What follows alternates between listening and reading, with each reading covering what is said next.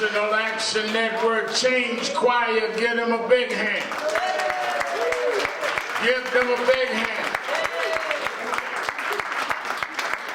Sunday, we're happy to be with you another Saturday morning. For you that are here live at the House of Justice, 106 West 145th Street in the Village of Harlem. And for you that are listening live on 1190 WLIB AM in New York, and you that are watching us around the country on www.nationalactionnetwork.net on live stream, we're happy to be with you another Saturday morning where the action is. Give a hand to our presider, Attorney Michael Hardy, and to our musical director, Brother Pravon Neal.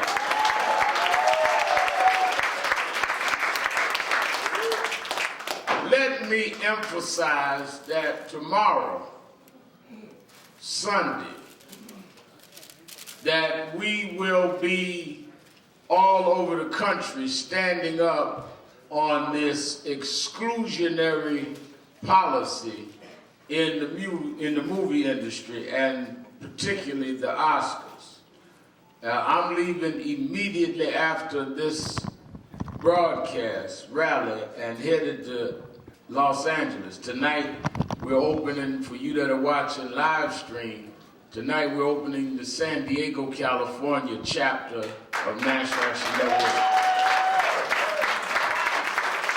And then tomorrow morning I'll be doing my television show, Politics Nation, on MSNBC from LA, and then my radio show, and then at 8 o'clock LA time, be preaching at Second Baptist Church, then 11 o'clock preaching at First AME, and then 2 o'clock we'll be marching in front of the Oscars. So meet us, you that are live stream, meet us on Highland and Sunset at 2 o'clock. Then in the East Coast, New York, they'll be marching and meeting at 66th and Columbus at 6 o'clock, 5 o'clock. So 2 and 5, that's right, 3 hour difference. So we all be marching same time. Detroit is marching, Cleveland's marching, Atlanta's marching, New York is marching.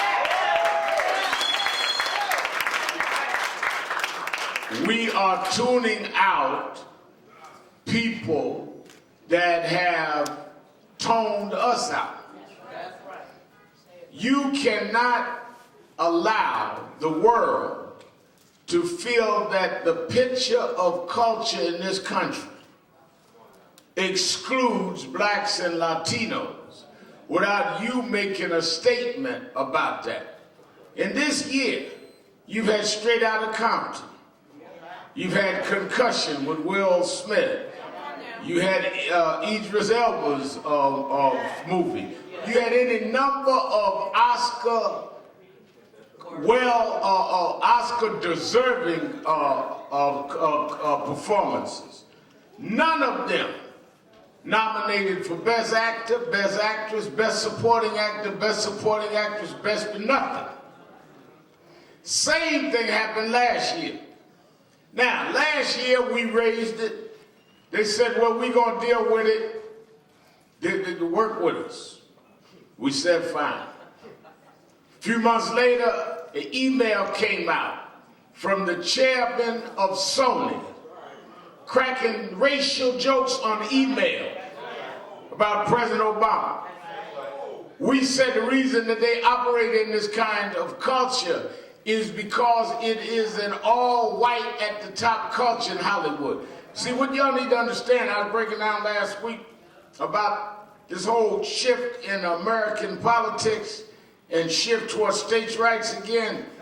It is reinforced by they control the culture because there are no blacks in any position of power to decide on what movies are made and budgeted or not. Not one. So the picture of America, including the ones that have blacks in it, no blacks decide that. Because the power is not being on camera. The power is being behind the camera, deciding what the camera's going to shoot and the story that it's going to tell.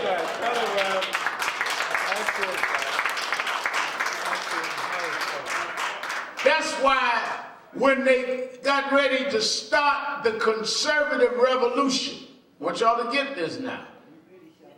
When they got ready to start the conservative revolution, don't forget 1968, when Dr. King was killed, America was burning, Black Power movement moving. They used all that disorder to elect a conservative Richard Nixon, who had lost for president 8 years before and went on to California and lost for governor of California. They revived a politically dead man because they capitalized off disarray.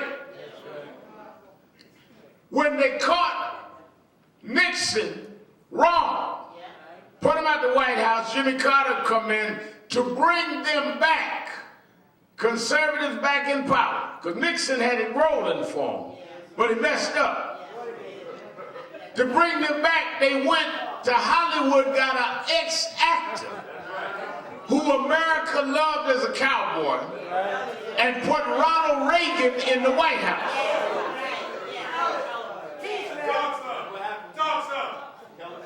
Reagan come out of Hollywood, had been the boy of the movie moguls, had represented them in the unions.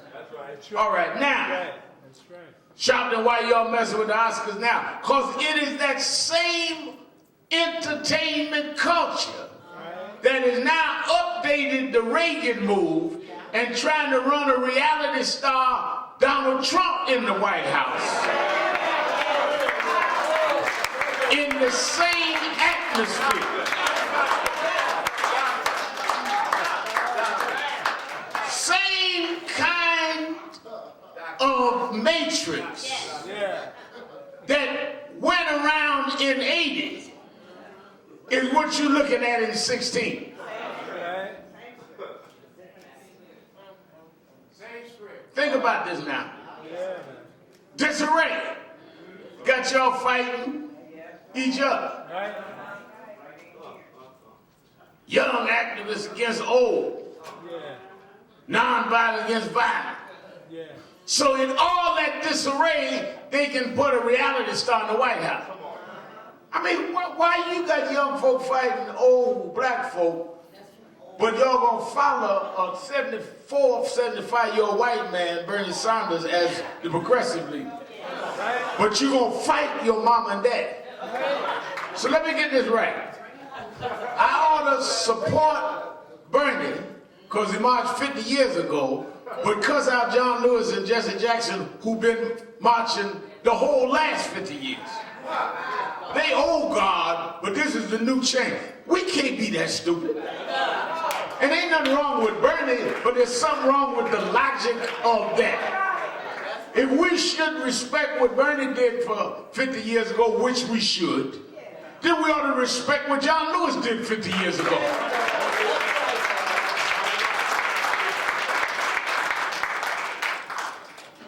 But if we should respect what Hillary did with Marion Wright Edelman, then we ought to respect what Jesse Jackson did with Martin Luther King. I mean, what kind of contorted logic is this? But when you got folk controlling the story, they will pit you against your parents so they can bring in Mr. Trump and trump both of y'all.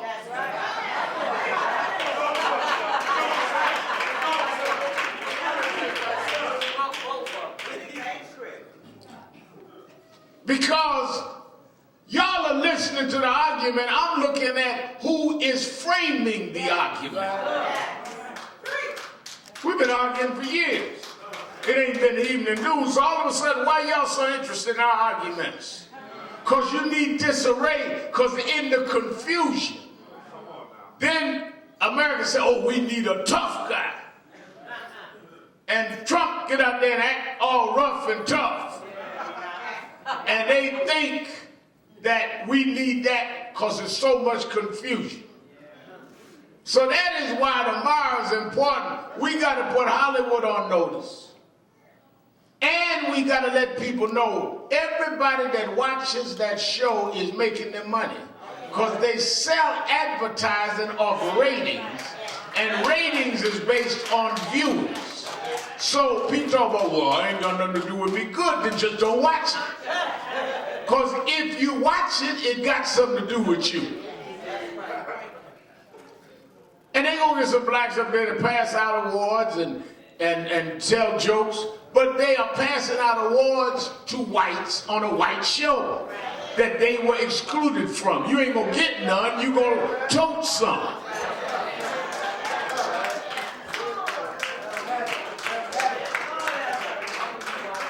So point is right away, Ramel, are you asking the blacks not to go? No.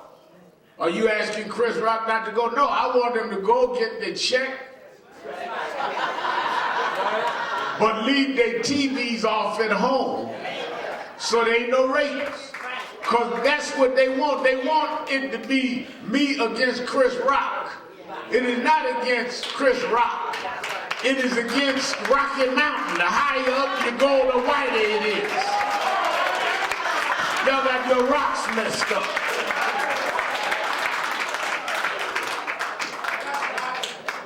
Chris Rock ain't my problem, he's your problem. You won't give him an award. So I want everybody that is in any one of those cities, and you here in New York, to meet Minister Kirsten John Ford. Reverend McCall and them will be marching and rallying here, 66 in Columbus, in front of ABC. That's the carrier of the show. As we are in California, I'll be out there same time, 2 o'clock that time, and I'm preaching twice doing a radio and TV show, and still I'll be out there rallying with Reverend K.W. Toulis in Hollywood tomorrow night, right down the block from the Oscars. Now, I want that as the top of the agenda. Then I want everybody to recognize, before I get into anything else, 4 years ago yesterday was the slaying of Trayvon Martin. Trayvon Martin's killing was the impetus for a new movement of social justice in this country. National Action Network was one of the lead organizations when Trayvon's father and the attorney for the family, Ben Crump, came to us. We helped and we put together the first big rallies around. I will never forget that I had not even heard of the case, and Trayvon had already been buried. And when they came, we started pumping it heavy on air. We went and had the first rally, tens of thousands. And on the way to the rally, me flying out of New York to keynote the rally, I found out my mother had died. And I went anyway. And we fought and fought. In fact, when we finally got the indictment, Trayvon's family was with us at our National Action Network convention in Washington when they got the call and had the press conference. That movement developed into a lot of what we continue to deal with today. And we still on. There's a direct line from fighting for Trayvon to fighting for Eric Garner and fighting for the cases that we still fight for and the Oscars. Now, the groups come and go. That's why I tell Kirsten and Dominique and all our young leaders coming up, don't get excited. You're going to have 50 different groups always, and every one of them will tell you they done knew whatever.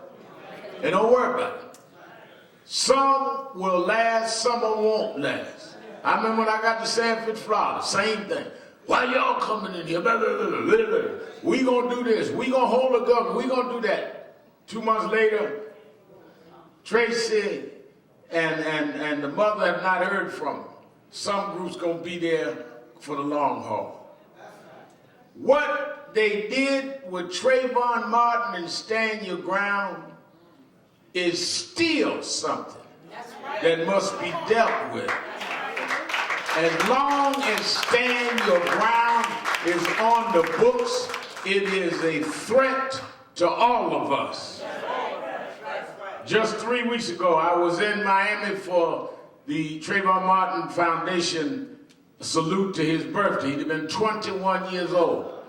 And I went down to keynote it, and I'm glad his brother is here with us this morning. Javaris, stand up. This is the brother of Trayvon Martin. Let him know we love him. Let him know we love the family. Javaris is in the house this morning. I was saying at the foundation dinner 3 weeks ago that Javaris and Dominique and Ashley come to rallies late on Saturday because they... I say they're busy on Friday night. Now, I'm not going to tell Sabrina what Javaris is busy at because he grown. But I can tell her he wasn't at church. He just been busy. But he is a very studious and smart. This is a brilliant young man. Quiet. But just because he don't say much don't mean he don't know much. He know the difference. He know the difference between what makes sense and what don't. So I watched him down through the last 4 years, and folk be running a lot of mess, but he smiled and nodded and said, okay, you stiff it too. But we're happy to have him with us this morning. And we are happy we're still on the case and doing what has to be done. Glad to see Javaris and all of you that stood with the Trayvon Martin. I remember that when they announced no indictment, we called for 100 cities to march that Saturday. And Sabrina and Javaris and all of them came and marched with us here in New York. We ended up with 102 cities marched that Saturday. This is before the so-called activist groups out here now. This is 4 years ago. 102 cities in one day. If you remember, Beyonce and Jay-Z came down and marched with us that Saturday. So a lot of folks that just got mad in the last 6 months, we've been doing this a long time. That's why I don't get that excited. That's why I run Trump right back into Reagan. Because if you don't study history, you won't know what you're looking at. The reason I know how to tighten up my saddle is this ain't my first rodeo. The reason you get thrown off the horse, it's your first rodeo. You don't know that the saddle got to be tight. Or when that horse start bucking, you're going to be on the ground. A horse going to buck in a rodeo. We had this week, we had, as an example, this week we had a town hall meeting, Correction Officers Union and NAN. So we always have the Brother Pate and our ex-offenders have their forums and all. Correction officers said, we don't listen to their side. I said, all right, I'll let y'all have a night, hear your side. But I want people to be able to question y'all. We had town hall. So we had town hall, 17 people got to ask questions from the audience, including Sister Shakur. Correction guys gave their point, Sister Seiko, I'm sorry.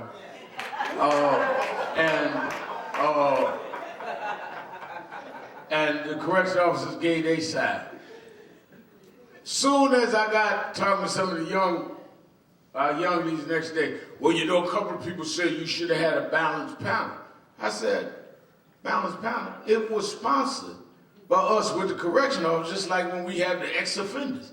I don't put correction officers on the ex-offenders panel. I said, that's what's called bucking, because it's your first rodeo. If the poster said correction officers and NAN town hall, we said it was their panel. And you can get online and ask whatever you want. But because you want to star on stage, because that's all you're trying to do, you wouldn't get to the mic and ask questions like she did and other critics. Just like when we had the ex-offenders, the correction officers ain't on the panel. That wasn't a debate, it was a town hall. So to some of y'all, you think somebody representing something grassroots. To me, it's just ignorant.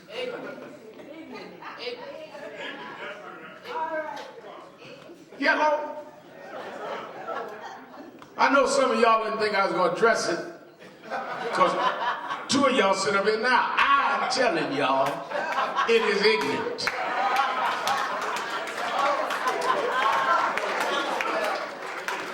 Some of our young folk be trying to understand everything. Some stuff ain't, if somebody hand me a flyer and say Joe's birthday party, and I go to Joe's birthday party, why am I confused that they ain't singing happy birthday to me when they told me it was Joe's birthday party? Now, I done got through that.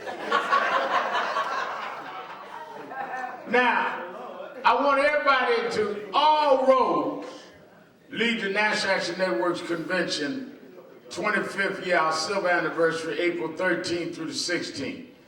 We have already got everyone from Lonnie Guinier, Michael Eric Dyson,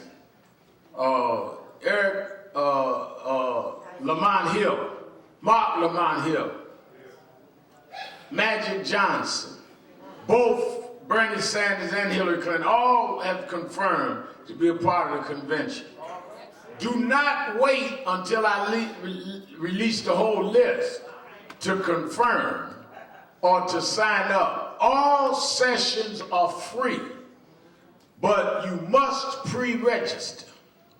So don't say I'm coming to see Bernie Sanders, I'm coming to see Hillary, and you haven't pre-registered. In 2007, we had everybody from Hillary to Barack Obama, who was senator, then all of them there. Everybody wanted to show up for their candidate and had not pre-registered.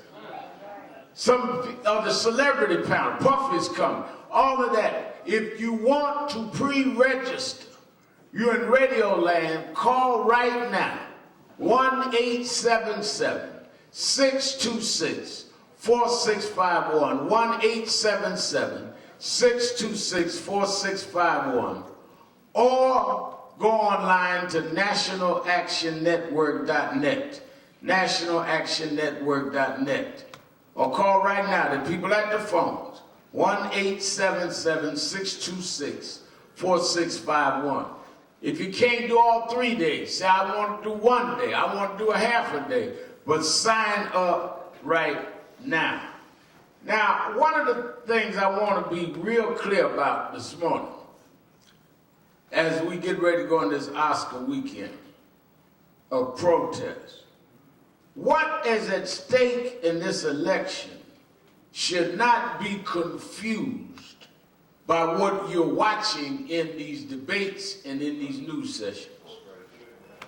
One of the critical things that we must be careful of is majoring in minors and minoring in majors. If you exalt the wrong thing, you ignore the right thing. And we have a tendency in this social media, cable television generation to magnify what don't matter. So they'll argue about stuff that don't really matter. First of all, you are in a constitutional crisis. With the death of Justice Scalia and the opening in the court, and you having some Republicans in the Senate saying that they would not even meet with whoever the president nominates, it puts you in a constitutional crisis. Because as I told you last week, if you have 8 members of the Supreme Court and you end up with a 4-4 split on a vote, it then goes right back to the decision of the local court, the local district court that ruled, which means in the case of Fisher and others, if you have a tie vote, it goes to the local district. But because Fisher, which is the affirmative action case, because Fisher was argued by Kagan, who's now on the Supreme Court, she argued it as Solicitor General, she recused herself, which means it could be a 4-3 vote tomorrow that goes against affirmative action. You're in a constitutional crisis. If affirmative action goes, Fisher case says a young lady, white, named Fisher, sued University of Texas. She did not make admission. She was not admitted into the college. She did not make the criteria that they had set. She didn't make it. She sued saying she was not allowed because she was white when it had nothing to do with it. The courts there ruled against her. She brought it all the way to the Supreme Court. They ruled against her. She brought it back again. Now they want to hear it again. They have the votes with the recusal of Kagan. If they can get one who is always goes back and forth to go with them, they potentially have the votes to knock it out. If they knock it out, because of the last time they looked at affirmative action, they said that you cannot have race as the factor, but you can have race as a factor. So the only reason they would revisit this is that somebody on the court wants to say, no, you can't even have race as a factor. Otherwise, there's no reason to revisit it. Y'all already heard this case. If they get 4 against 3 to vote that race cannot be a factor, that means that you can't even ask about race. So if you go to an admissions department of a school and say, what is the population of blacks and Latinos on campus? We don't know because we cannot accumulate the information. We're not allowed to ask based on race. Then a company can say that and hire it. Why? Because you've set a legal precedent with a Supreme Court decision, which means they're going to quit hiring blacks because they don't have to, because there's no way of finding out how many is hired. So diversity on the college campuses, into employment, into services, gone. In the middle of all of that, many of you sitting there right now are working because they had to hire a certain amount of blacks. So this ain't just about some kids at the University of Texas, it's about you. In the middle of all of that, they got you arguing about whether or not Rubio drunk some water. This is more serious than that. Or arguing about who the black leaders. This is more serious than that. They are trying through the affirmative action case, the voting rights case, the cases of women, they are trying to undo everything that we got in the last 50 years. That's why I started by running you from Reagan to Trump. The whole purpose of the movement of Nixon into Reagan started with Goldwater was to undo the civil rights movement and the legislation that came out of it. Dr. King, all the way to Fannie Lou Hamer, to the Freedom Riders, to the student sit-in groups, all of that collectively caused the 64 Civil Rights Act and the 65 Voting Rights Act and the 68 Open Housing Act. If they can flip affirmative action in the Supreme Court, finish neutralizing the Voting Rights Act, they've undone 64 and 65, which Goldwater started when it happened. They are upholding the goal of their mother and father. That's right. While they got you fighting your mother and father. This is all one plan. I ain't crazy. There's something strange. Wait a minute now. You got the high establishment Republican saying we will not confirm, we won't even meet with a nominee for the Supreme Court.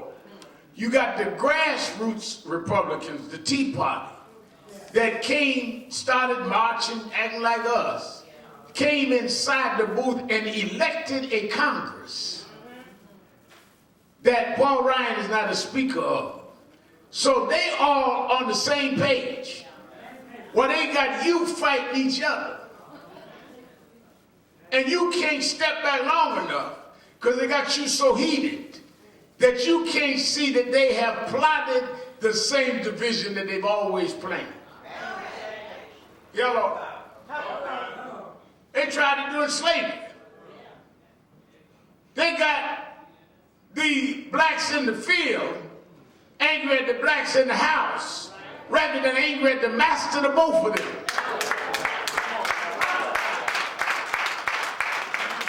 Oh, you ain't nothing. You a bourgeois house Negro. Or you just unlettered, uneducated field Negro. Both of y'all slaves. I mean, why y'all arguing with each other? Both of y'all slaves. One's a slave with a top coat, another a slave with overalls. Both of y'all serving the same master. And he's smart enough to play y'all against each other. That's why Tubman said that I freed hundreds, but I could have freed more if I could have convinced them they were slaves.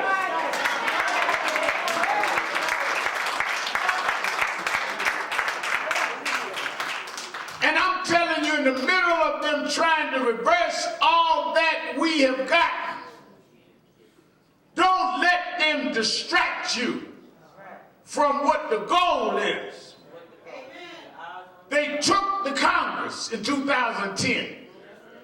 They broke down every way they could to have impediments on voting and took the Congress in the midterm elections, reinforced it in 14 with certain governorships. Don't let them fake us out with some distractions now, because this is not about anything but trying to bring the country back to the pre-1960s days. Let me tell you parts of that. One, they got to divide in Congress, so they pit everybody against each other. Second, they got to make you think what nothing achieved. What's the new line? Oh, we worse off now than before when Obama went in. Which ain't true. Right. But if they get you feeling like, well, ain't nothing that happened helped us, then you won't keep making it happen. And in you saying ain't nothing happened, that's how they can go and rape the educational and social services needs in New Jersey that Stephen Young came up here talking about. Because they got you running around talking about ain't nothing happened so they can take it from you. Because you ain't going to fight to maintain something if you don't think it means nothing. So Stephen Young, who's been out here fighting for years, his biggest problem is fighting not only the right wing and the governor, is the cynicism that they putting in young blacks that we ain't achieved nothing. And once they convince you of that, they break your spirit from fighting. One of the reasons we need to stop this so-called generational fight is you need old folks to tell you how different it was then and now to even weigh whether or not things are better. How you going to decide? How you know what is better without talking to people that were there when it was worse. So if you were there when it was worse, how much worse was it, Dad? How much worse was it, Mom? And then how did y'all get from there to here? So I know how to get from here to over there.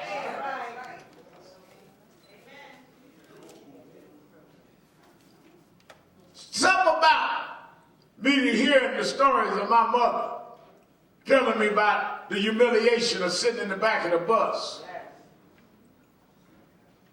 The humiliation of not being able to relieve your body because you couldn't even use a toilet because they wrote white. And you had to go in the back to the outhouse where coloreds could use the toilet. I'm talking about my mother. I ain't talking about back in the day. I'm talking about my mother. Something about James Brown telling me how they would have to perform in halls and get dressed in the bus because they wouldn't allow blacks to use the dressing room. Something about all of that. And now I look at Rihanna and Beyonce performing wherever they want. Makes me know we can win because I've seen in my own life what we've done. But if you rob our children of knowing the story of what we struggled against and how far we came, you rob them of the belief that they can go further because they'll believe we never accomplished nothing. We have accomplished something. We beat their daddies and mamas, and we can beat them.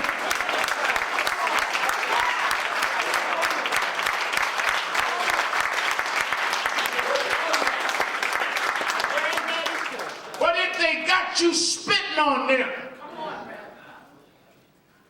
I watched the other night, Protestant debate. Trump finds glory in he inherited from the wealth from his father. They don't argue about what they inherit. But we try to run away from what we inherit. You got to be the new thing. No, we are the inheritors of a long tradition. We celebrate 25 years of NAN, but NAN didn't stop just 25 years ago. You got to go all the way back to when we were sitting on thrones in Africa. And you dethroned us. Don't sever me from my history.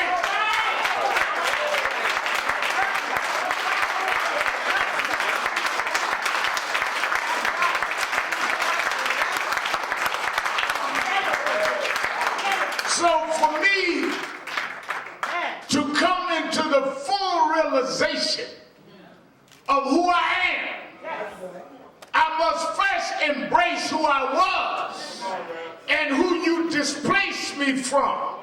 So I'm not trying to become something, I'm trying to return unto myself. And you trying to trick me from who I was. So I will not become that again. But the more I learn my roots, the more I will reemerge back as to who I was. I was not destined to be a slave. I was enslaved. God didn't make me a slave. You made me a slave.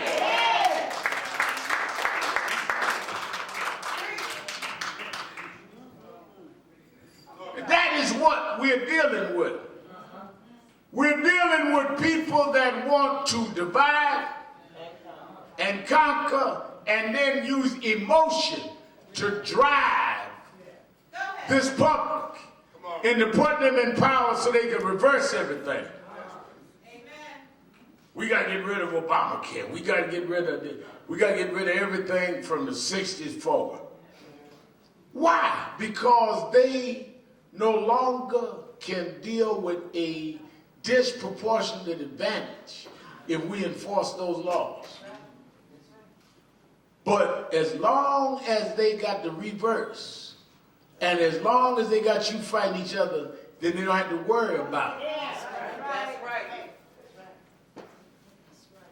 You had 8 years of Giuliani, 12 years of Bloomberg. Police abuse, stop and frisk, all of that. But they got young activists that will attack black leadership and not attack that. So they will use that as the formula to keep you in a position where they can do what they want to do. Hello. That's why I thank God every day. You know, sometimes the Bible said, honor thy mother and father.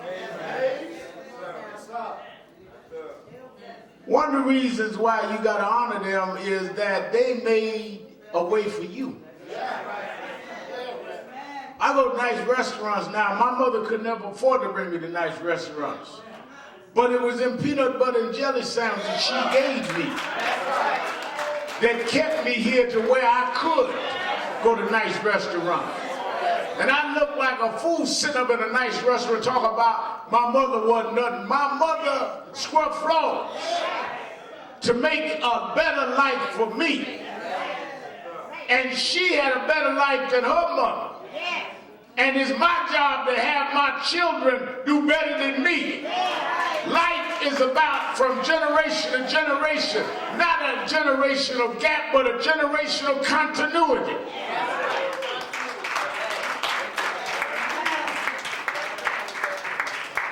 So as I go to Hollywood to protest, it went from Sidney Poitier to Denzel Washington to where now you got nobody that can get an award. I'm standing up for what we should have now.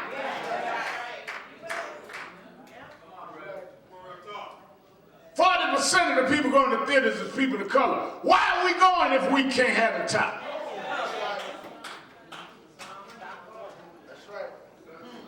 2016.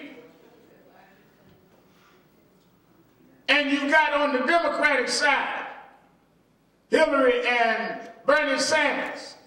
And people are asking me, who am I going to endorse, rather than what is it they're going to endorse? First thing is, I'm disappointed none of us are running.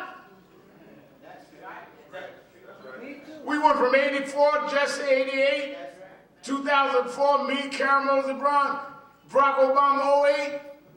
Rather than young folks saying, why haven't we produced a candidate?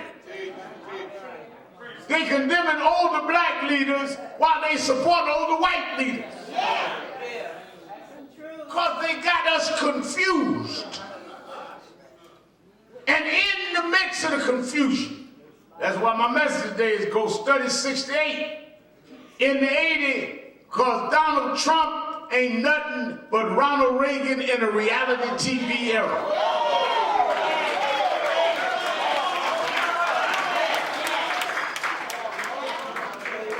Read some of the stuff they say about Reagan, some of the same stuff they say about Trump. And Trump got some folks so fired up mad that they done come out with everything on Trump. It don't matter. Trump done cussed. Trump done done everything that they tell you don't do and go up in the polls. Rubio coming the other night, you thought it was WrestleMania.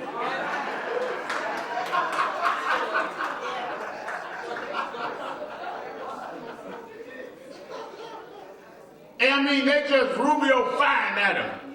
You hired illegal immigrants. You ain't released your taxes. You ain't this. Trump, you keep repeating this. You repeating yourself. Cruz jump in, let me have some. And he jump in. And then poor Kasich on the other side, can't we get along? And then your friend Ben Carson up there, will somebody beat up on me, please? I feel left out. Please, somebody beat me.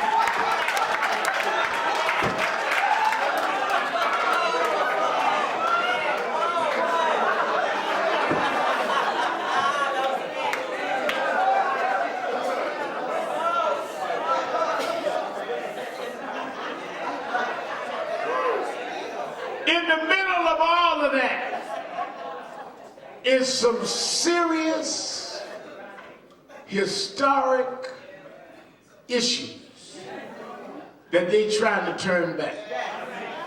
In the middle of all of that They're cutting all the funds in New Jersey. In the middle of all of that, they got lead in the water in Flint, and 16 months later still haven't fixed the pipes. Now they found lead in the water in Jackson, Mississippi. In the middle of all of that, when they voted down President Obama's infrastructure bill, they will not talk about how they voted against infrastructure development, because now they're finding out lead in the water, poisoning whole cities. As you destabilize the democratically elected local municipalities, I'm telling you what this is about. Some folk feel the way I always felt. Question is, are we going to fight back? Right here in Harlem, they're having a congressional race. You've only had 2 congressmen in the history of Harlem. That's right. Only 2. Adam Clayton Powell was the first, Charlie Rangel second. In almost 90 years. Both of them made chairmen. I want you to watch this now. Both of them made chairmen in Congress. Adam Powell became chairman of Education and Labor. Minimum wage, Head Start, all of the Great Society, legislation, Secretary of Education laws, labor laws, Adam Clayton Powell wrote them. They used some questionable scandals to get him out. They fabricated stuff to get him out as chairman. Charlie Rangel became the chairman of Ways and Means. All the finances came to him. They come with some fabrications, get him down as chairman. Whoever becomes the congressman of this district in Harlem, we don't just elect congressmen, we elect chairmen. But they got you running around talking about foolishness rather than maintaining the caliber of what we've achieved.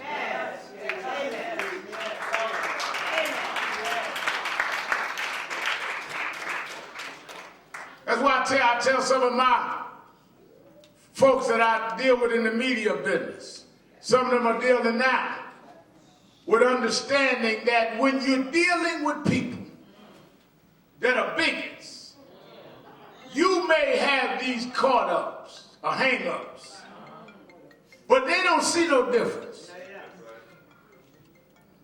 Lady come over to me the other day and said, it's a fantastic story. You started as a boy preacher at a broken home, and you got your show here. We at 30 Rockefeller Center. And you got this, that, and other. I said, what you don't understand is you got all them degrees, and you come out of a family of means, and they don't see you no different. They see me. Both of us are unexpected stories. The difference is I know that my story is unexpected. But because my story is unexpected, the end of the story is not going to be what they expect. Because since you didn't write the prologue, you will not write the end of the story. Because this is not your story to tell. Because one thing I understand, and I learned this not in Brooklyn College, I learned this in Washington Temple growing up, reinforced by Bethany Baptist, that we wrestle not against flesh and blood. The reason y'all keep losing is y'all fighting the wrong thing. We wrestle not against flesh and blood. This ain't got nothing to do with Trump personally or Cruz personally. We're wrestling against wickedness. First of all, we're wrestling against a spirit of wickedness, principalities, wickedness in high places. It's wicked to plot against people having health care. It's wicked to film people choking unarmed men to death and not hold them accountable. It's wicked to plan to put people off of service that need assistance just to feed their children. It's wicked. Talk about you got money to build walls when you ain't got money to take lead out of water. It's wicked.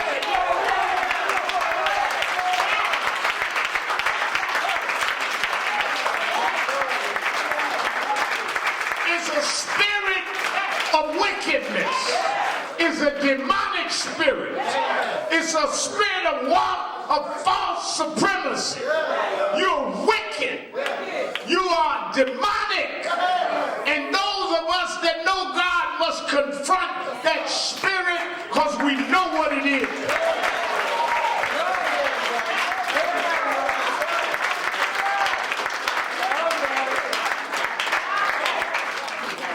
Don't confuse your toys with the power of God. I'm getting ready to go and I'll get on a plane. You can make a good plane, but you can't make the sky. And the God I serve can look at your toys, but know all you can do is play with your toys. Because you never built an airport that didn't have to have a plane land. As long as God's in charge, we can win if we fight the wickedness. As long as there's a God, God's people can rise, never to fall again. Why do I fight? Because I know there is a God that says if I stand up, he'll hold me up.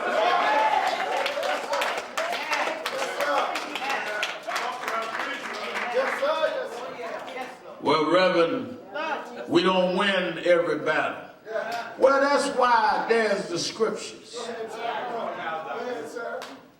There never was anybody in the Bible that wasn't tested. There never was a leader in history that wasn't tested.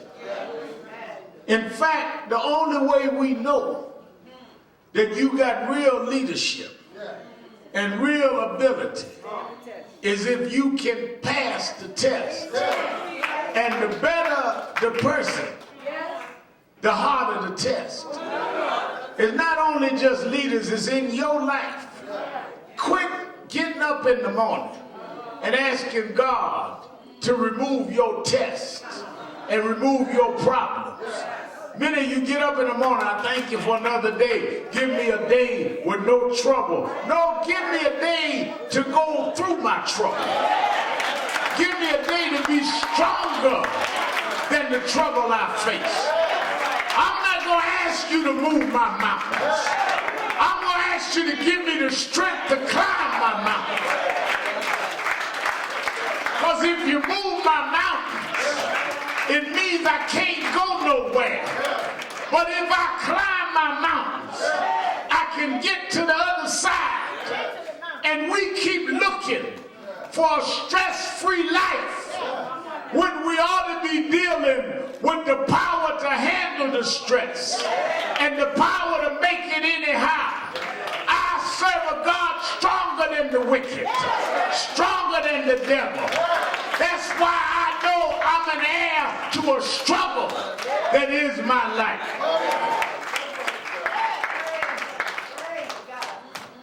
I want all of us to be committed to the struggle. That's why Oscar